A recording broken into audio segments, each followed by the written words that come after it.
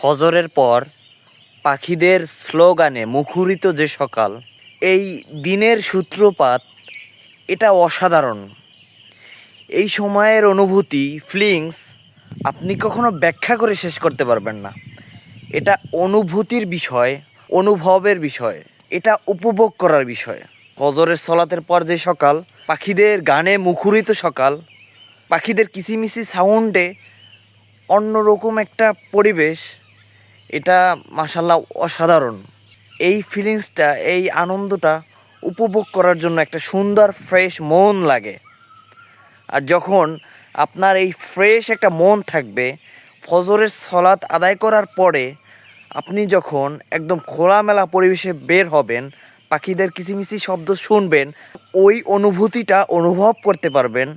এটা অসাধারণ, আপনাকে একটা অসাধারণ ফিলিংস দিবে এবং এই লোভ আপনি সামলাতে পারবেন না। তখন একটা সময় আপনার ফজরের নামাজ, ফজরের সলাত মিস করতে আর ইচ্ছা করবে না। ফজরের সলাতের সাথে আপনার একটা অন্যরকম কানেকশন হয়ে যাবে।